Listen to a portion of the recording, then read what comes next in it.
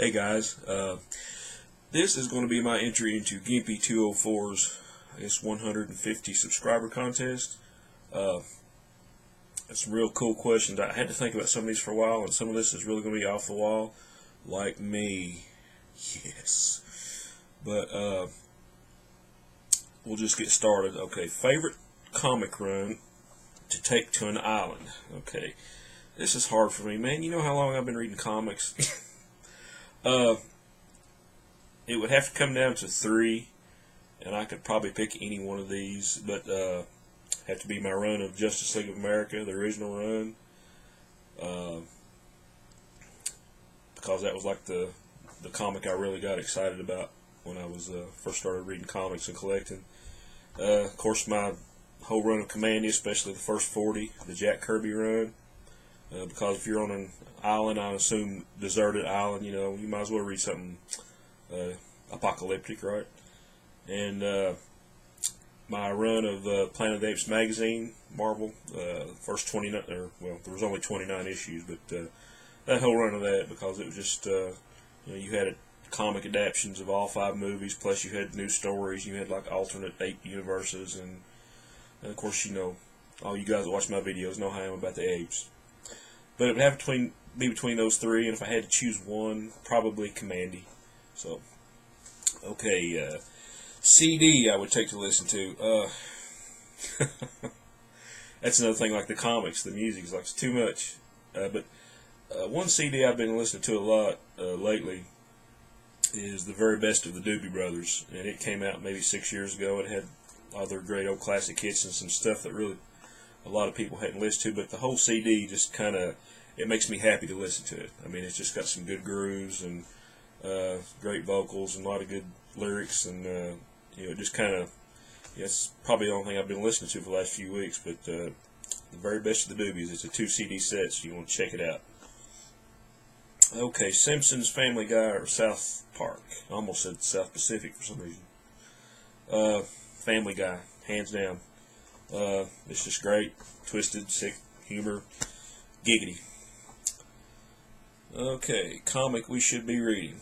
I will show you. And this is not just because I'm an Apes fan, because this is just a great book. Planet of the Apes Cataclysm, Karina Betchko, Gabriel Hardman. It's just anybody that likes sci-fi or the post-apocalyptic thing. This is just it's a set about, and I've talked about this book before, I know, but it's set about 8 years before the first movie came out, so this kind of tells you how everything was set up before then, what happened to the moon, and, you know, all the apes, different ape societies and all that started, and it's just it's got a great feel, you know, if you like the apes and you like sci-fi and all that. I mean, it's just a great book to read, so highly recommended. Todd, I know you're probably already reading that, so. Okay, bands we should be listening to. That's another tough one. I don't listen to a whole lot of newer music. When I do, it's mostly, I guess you'd say, instrumentalist-based. You know, bass players I like, guitar players I like. The 2 guys that I've been listening to for a few years now, and anytime they come up with something new, I get it, or I listen to it. There's 2 guitarists. First guy's name is Stephen Schackinger. You can check his stuff out on YouTube or candyrat.com. Guy's just an awesome guitarist. Check out a YouTube video of him playing City Lights Out. And Andy McKee.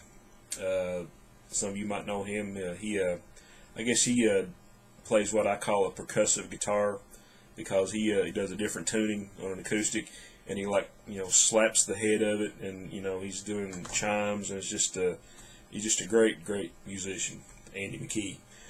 Excuse me.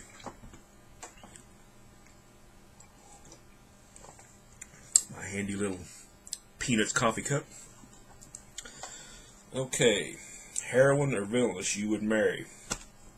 Okay, I'm going to fudge on this one, because I think a couple of the questions I got on my 100 subscriber contest would, like, what villainous or heroine, you know, would you marry? And I think I gave, like, Superwoman.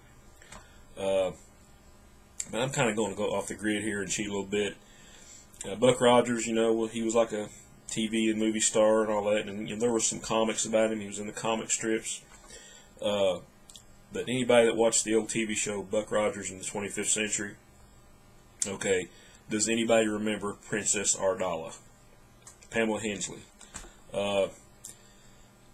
It would be her, because you know, it's one of those things like if you watched Gilligan's Island when you were a kid, it was always one of those things, okay, Marianne or Ginger or Marianne. Well, this one, it was like Wilma or Princess Ardala. You know, Buck had a hard choice. But anybody that doesn't know what I'm talking about, go check out some old episodes. You can probably find some stuff on YouTube here and look up Princess Ardala. You'll know what I mean. Okay, hero or villain to be your best friend.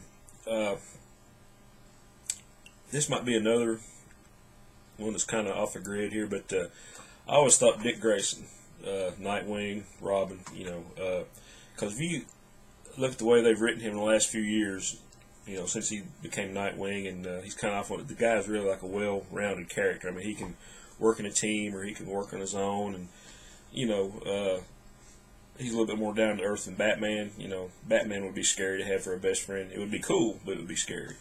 But Dick Grayson, you know, Nightwing always kind of seemed like a really cool character.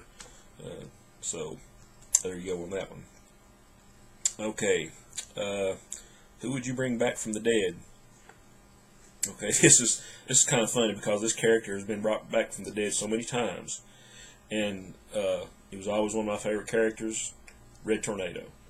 You know, because I always liked the he always sort of looked to me like the Mr. Spock character, because you know he was an android but he had human emotions, and he had got killed so many times in the Justice League and brought back and killed and brought back. And in the New 52, I think there's been a couple mentions that he will be coming back, you know, the Red Tornado Project or something. I think it was in a issue of Justice League of America, and I was like, yes, you know, because he was like my favorite JLA for some reason. But yeah, let's bring Red Tornado back one more time. Okay, villain to go good or hero to go bad.